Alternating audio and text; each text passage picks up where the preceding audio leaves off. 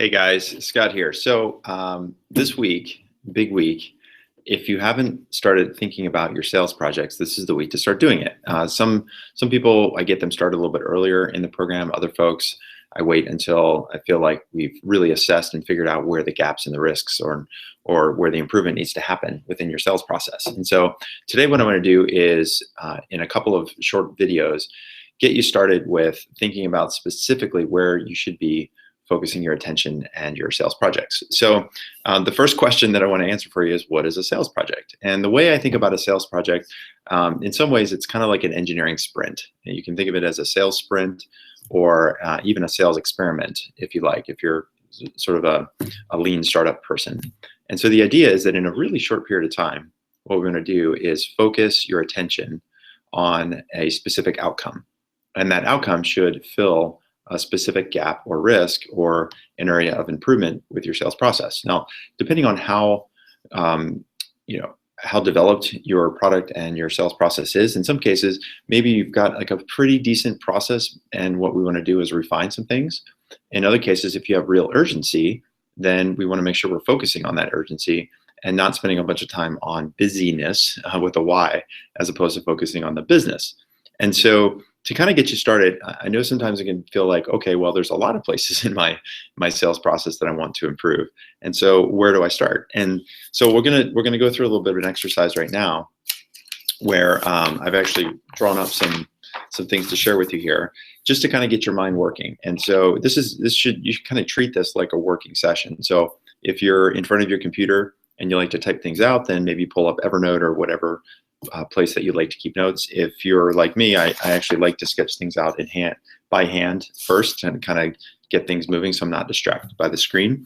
And then this way I can just kind of like jot down ideas really quickly, show where two ideas might be related, whatever that is. And then later I'll transfer those into an electronic format. So, so the question that I get just to answer that is, like, what do I work on? How do I know where to focus a specific sales project?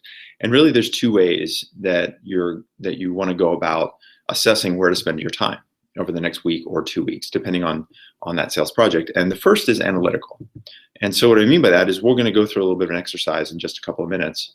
And what we'll do is help you develop ideas that you can start to intuit, which brings us to the second piece, which is the intuitive part of determining your sales project, where on the one hand, we want to analyze what your sales process is like right now, where you might be having specific gaps or risks or fall-offs or whatever.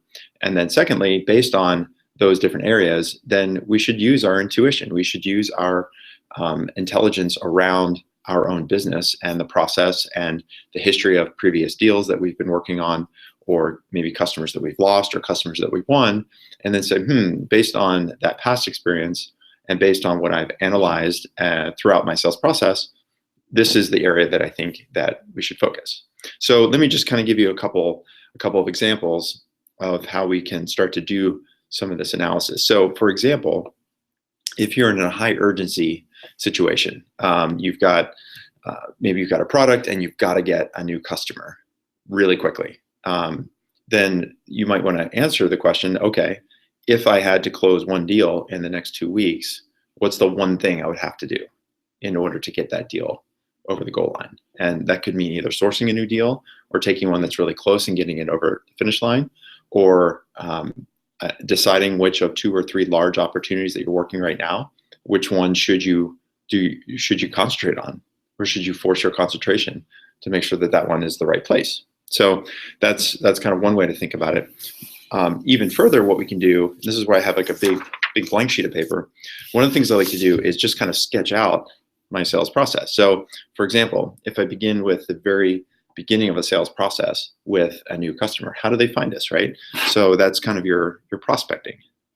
And considering what are all the different ways that you're prospecting, either inbound would be one example from your website. Another could be you're prospecting outbound on LinkedIn. So I'm just kind of writing these down.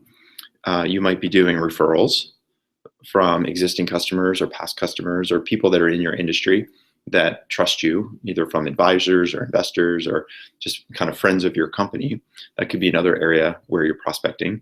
You could be doing outbound based on news articles that you're reading. So we talked about using news articles in the past to identify companies that might be a good fit for your product because you might be able to solve a specific problem. So this is just one example. You'd want to do this in a little bit more detail, but you'd say, okay, this is how we're prospecting. Great. And then the next step in your sales process is qualifying. So you're like, okay, I got somebody in the door. I'm getting them on the phone. They responded to an email, or they said they want a product demo because they filled out a form on my website. What do I do next? How do I qualify them? And so you might want to identify what is the process that you're going through in order to qualify a person. And this is where some knowledge around buyer types becomes important, or understanding what problem it is that you're solving. And are you able to translate what your product or service does into a really large problem that the companies that you're speaking with may have that you can fill. You might think of it as value proposition. So as you are ultimately speaking with somebody who's an inbound lead or an outbound lead, how are you really translating the value that you have? How is that number really articulated? And is that number big enough that the person on the other side cares that they want to take that next step? If somebody says, hey, I want to run to I want to check out a product demo, are you making sure that you're taking the right steps before you get that person on the demo to make sure that they're in fact the right person? And finally, in the qualifying stage, are you using, there's a really good framework called BANT. So BANT. So it's budget, authority, need, timeline. So in that qualification process, are you making sure to get those answers before you run to the product demo? So again, this is just a second step in your sales process that you want to just kind of, and I'm just mapping this out and writing these down as we go. So then the third step might be the product demo. And so in this case, like who's on the demo? What is the outcome of the demo that we want? What's the next step in that sales process? How are we preparing for that demo?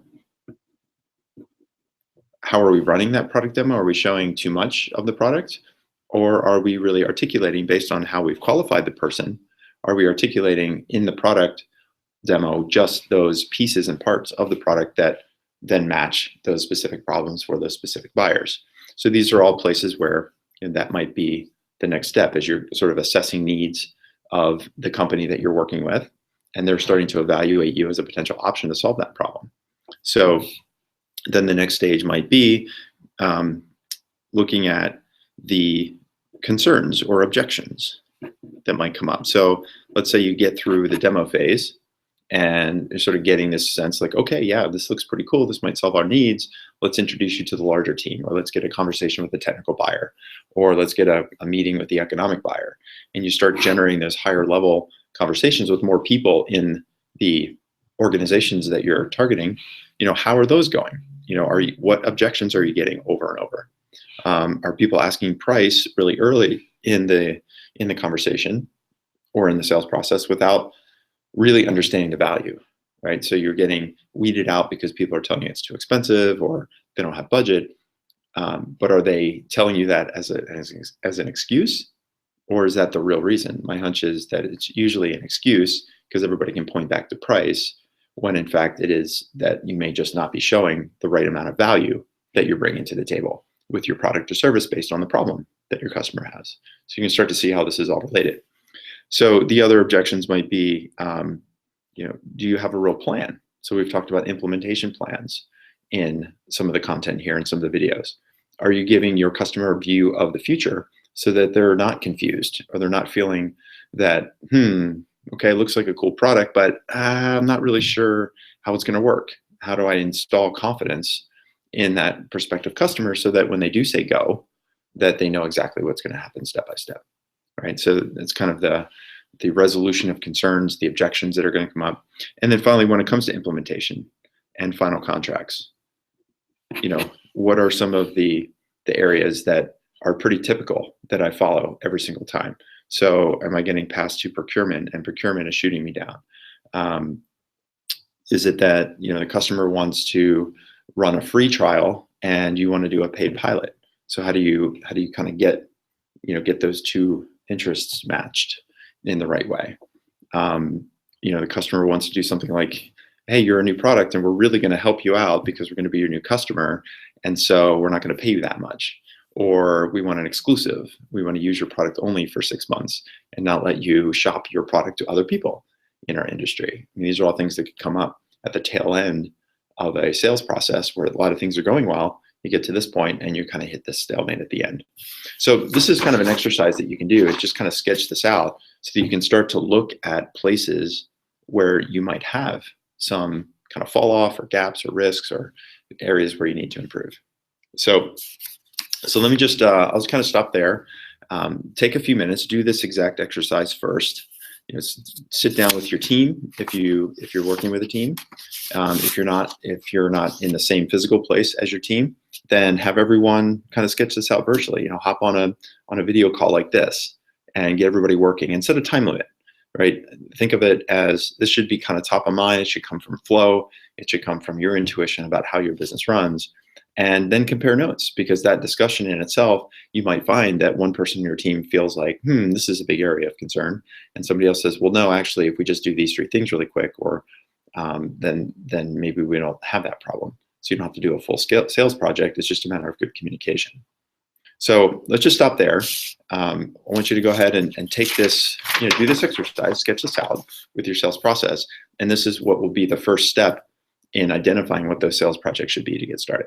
Okay, so after you do that, then go on to the next video, which is going to be posted right here. And I'll bring you through to the next step so we can continue to get from kind of broad strokes into more and more specific, so that eventually, after a couple of these conversations, that you'll have the exact sales project that you should be working on that's going to help you fill that gap or risk or area of improvement over the next week or 2. Okay, cool. So get working, schedule time with your team, do it right away, and then check out the next video. Thanks.